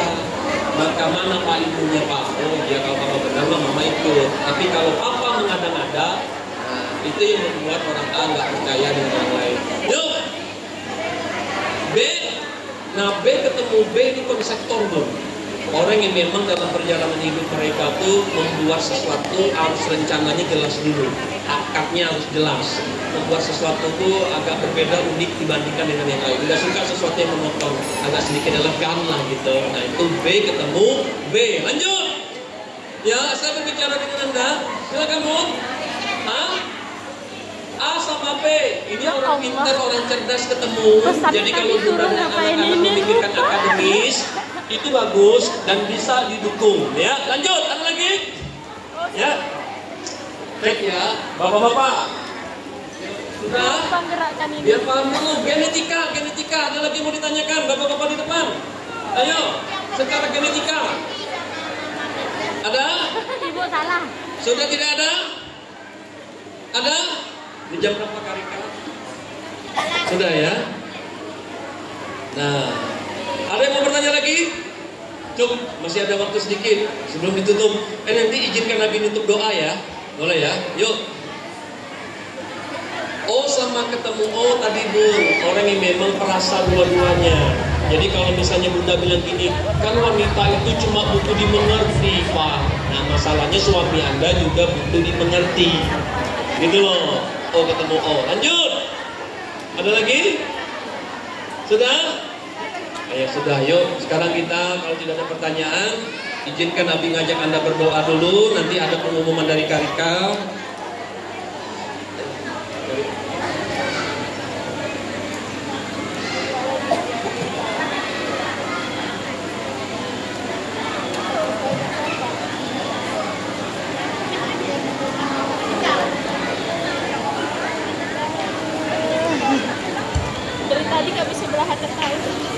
Fokus.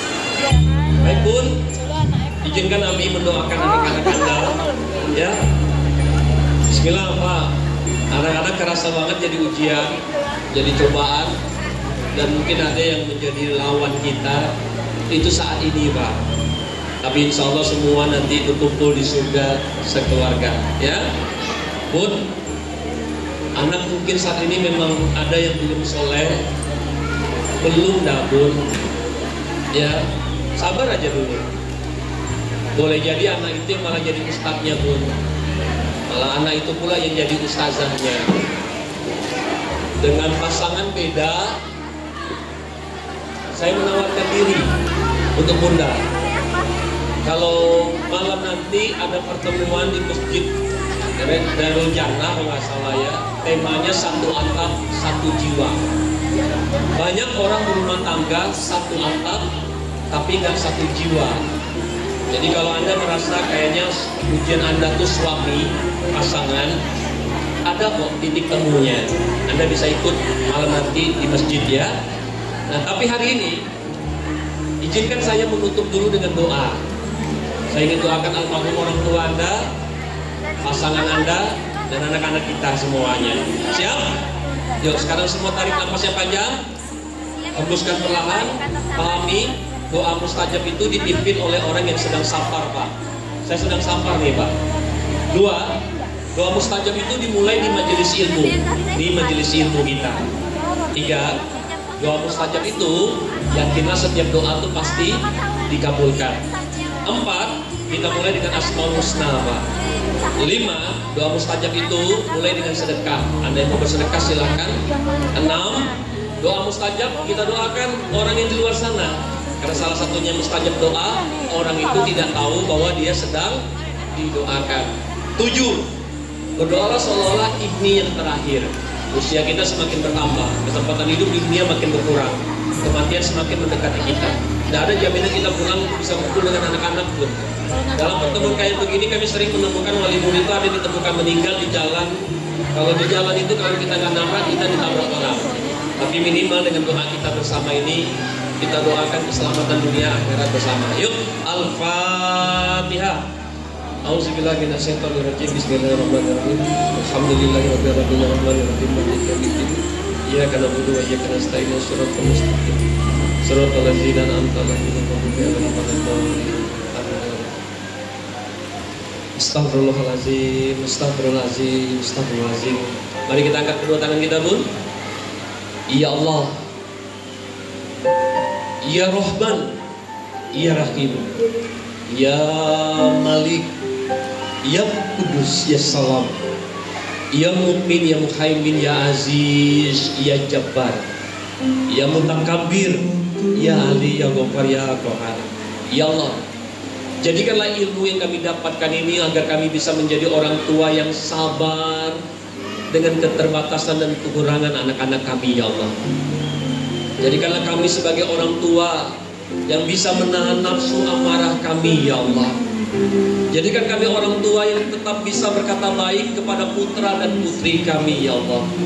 Berikan kami kekuatan, ya Allah, agar kami bisa menahan diri, berkata yang baik-baik, berpikiran yang baik-baik, dan mendengarkan yang baik-baik, ya Allah.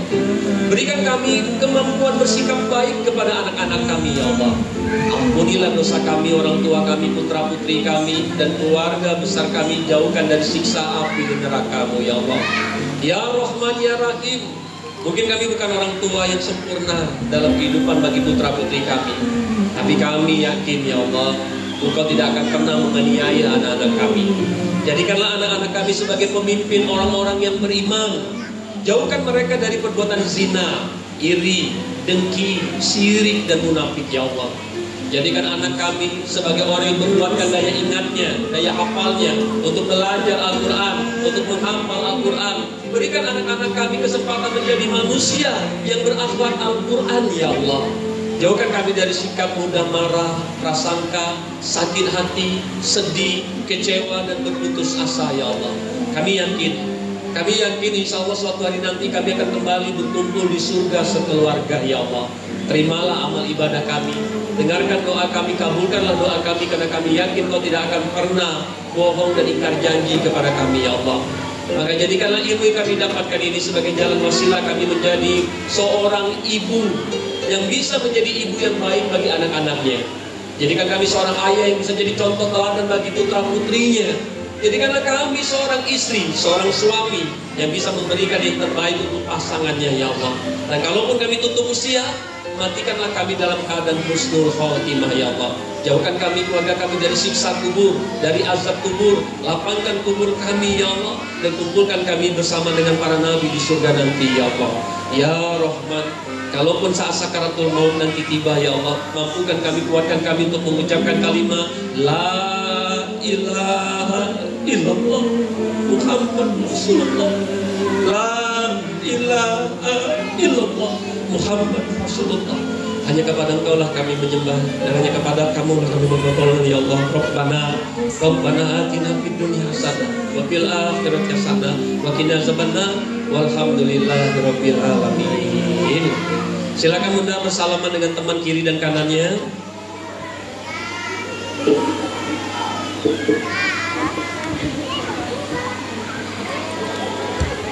Baik ayah bunda semuanya, silakan bersalaman ke samping kiri, samping kanannya. Ayah bunda, bermanfaat apa yang disampaikan oleh Abi Fahri hari ini. Banyak hal baru yang didapatkan. Bagaimana kita mendidik anak dengan cerdas berdasarkan fitrahnya. Ya, ini bukan kata Abi Fahri. Jelas ini sesuai dengan tuntunan Rasulullah SAW dan agama kita, kembali kepada Al-Quran dan As-Sunnah.